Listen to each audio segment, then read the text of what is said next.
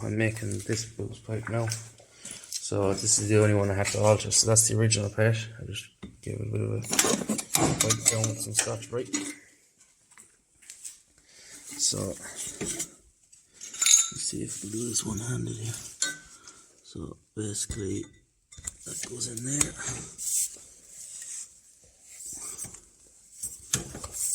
Like so. Then I have these two pieces here, which I just need to find.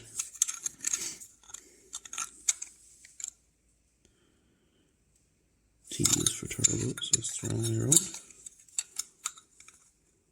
There we go. It's there, and then goes something like that, and then it matches up pretty good. It's kind of hard to do it one-handed, but you get the picture. So I get that welded up now, and then that's all the piping done, apart from putting on the back half of the exhaust. I have the front half done. Just a zip tie there because it makes it easier for getting the V-band on. So as you can see, my lovely brakes are getting rusted sitting up. They're only new discs. Well, we had a few thousand miles on them, 2,000 or 3,000 miles on them. But she's sitting 3 months now, so they were bound to get rusty. That's it welded up now. So I'll just let it cool down the rest of the way. It's still very hot, so I'll let it cool down the rest of the way, and then I can fit that. So I'll fit the exhaust now, and it should be cool by then.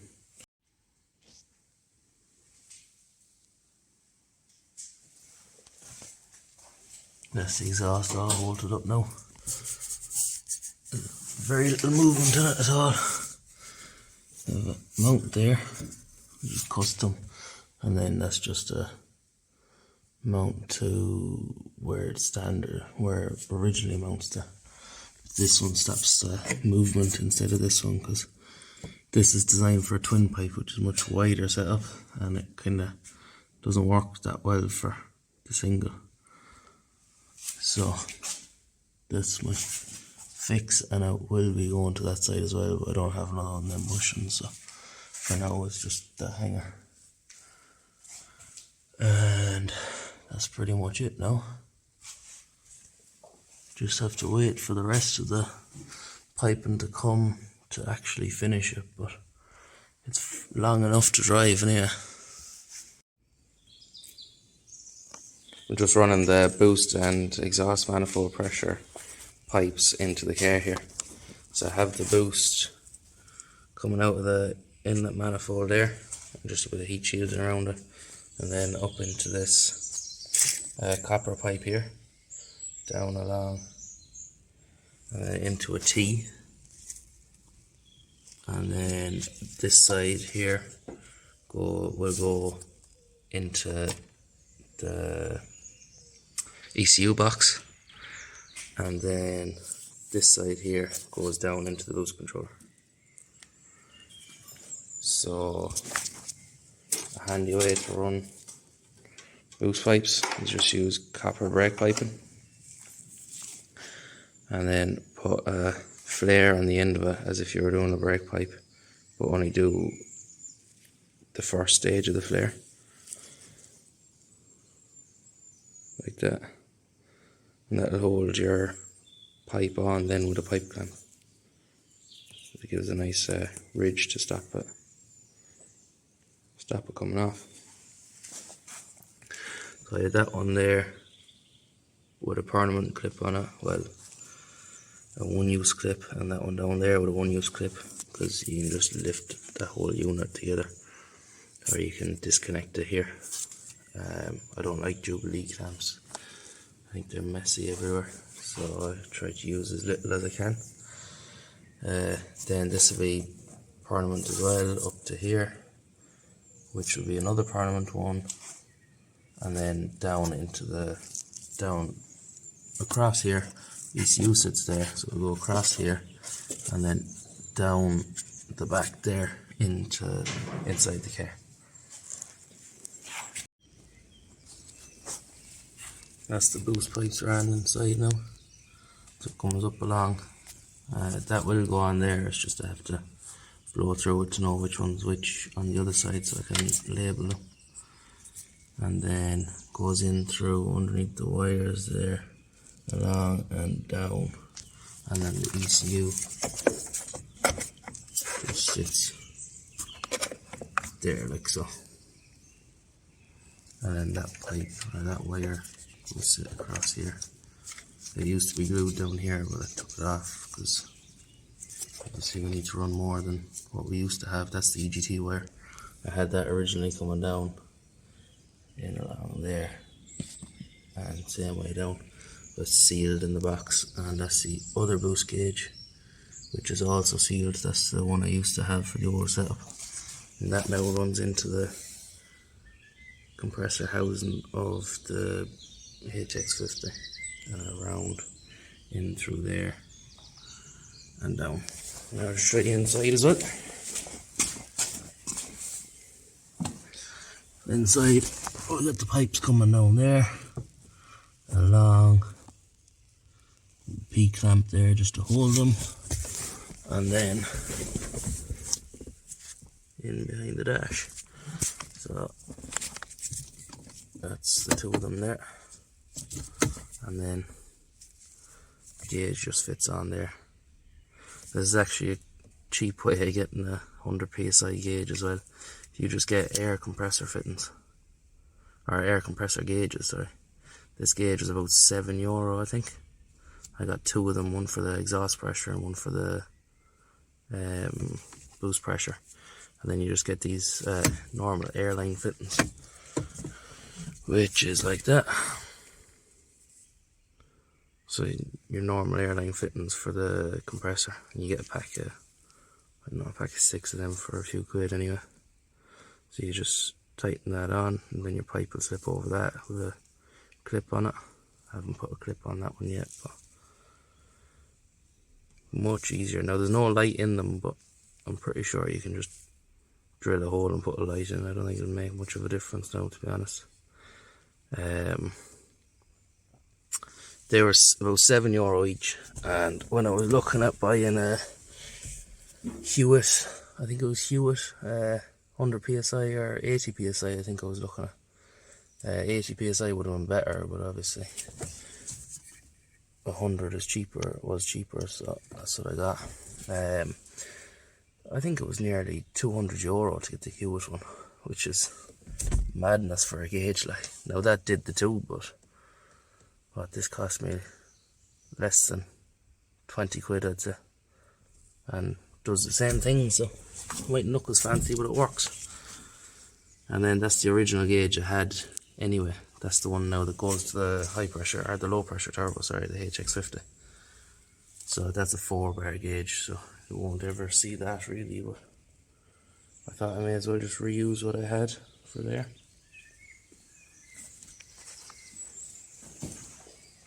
I don't think I showed you actually,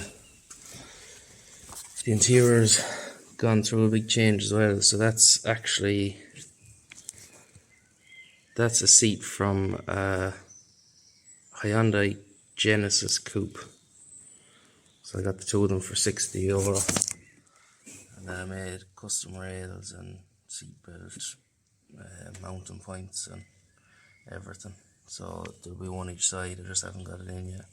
And then I have black door cards to go in it. The rear seats are staying the same colour, which is a fucking horrible dirty colour, but I'll change them eventually. But these I got for 60 quid for the two of them. There's a big bolster on them, they're really comfy, so can't really go wrong with that. And then we've got the carbon trim, well, the carbon wrapped trim. I already had the black steering wheel done, but I didn't have anything else to tie in with it. So I have the black centre console now, and all the bits to go under, the black glove box and everything. And I'm going to leave the top of the dash the same colour as it was originally just for now anyway.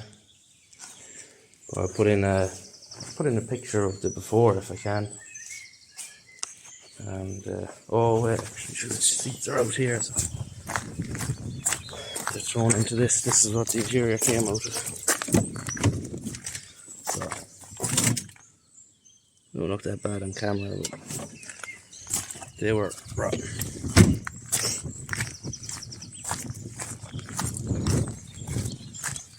So that's the driver one. As you can see, the leather's all worn and it's just dirty, and the whole thing actually, if you hold the top and bottom, you can actually rock the whole lot back and forth while you were sitting in it, which was annoying. And then this side bolster is just completely worn. So there's more support on this side than there was on this side, so you tended to lie on the armrest, which I'm now getting rid of as well because I don't really want an armrest anymore. I'm gonna put in some cup holders instead, I think. Oh, and there are the new alloys going on it as well. Oh, new tyres as well. They were the old ones, they're the ETM alloys. I have to fix that bit there, but once I get that fixed, I'll just re-weld it and grind it back and everything. It should be sound. It didn't actually buckle the wheel, it just damaged the lip basically, so I'll fix the lip and get it back together and get them sold. And then these are the new Volvo alloys as well. So they're 16 by 9 and a half. Oh no, 16 by 9. 5 by 112 ET25, so we run 25mm adapter spacers, so they'll run it'll be ET0 when it's done, because these are 5 by 112, the Volvo's 5 by 108, but we have mostly got 5 by 112 alloys, so with the 25mm spacer we'll be able to throw burners on the back of it, because we've plenty of spares.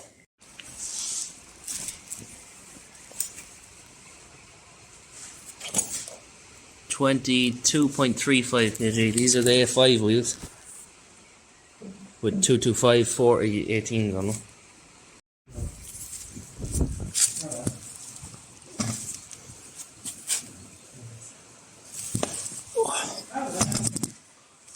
No.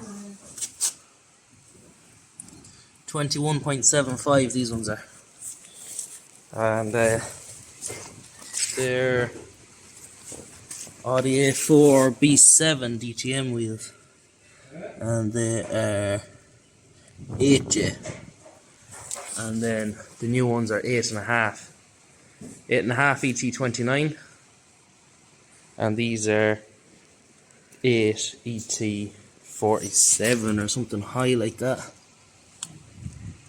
49. Oh no, 43, sorry, 43. Yeah. They're ET43, and these ones are what does it say? They're ET29 and 8.5 wide.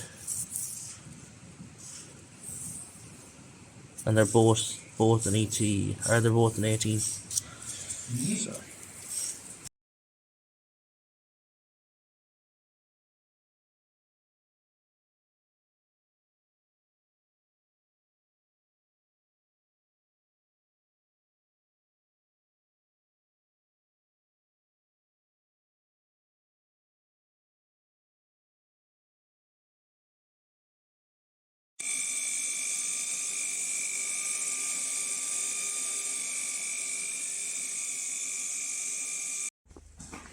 The oil feed was still leaking, so I went ahead and made this aluminium plate. It's just got a groove there for an O-ring, and then a chamfer on that side for an O-ring as well, and then it's threaded on the inside, so the O-ring just pops in there like so, and then Just thread in this, which has an O-ring on the bottom of it as well, just sit into the chamfer.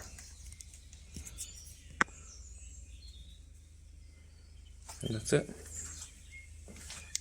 So hopefully that fixes all the leaks. The housing kept cracking, it's just too shit a cast, I think. Just thought I'd do a quick video here. You see the aluminium plate fitted. And now it's not leaking at all. So that's all the oil leaks sorted. So like, comment and subscribe for more content. Cheers.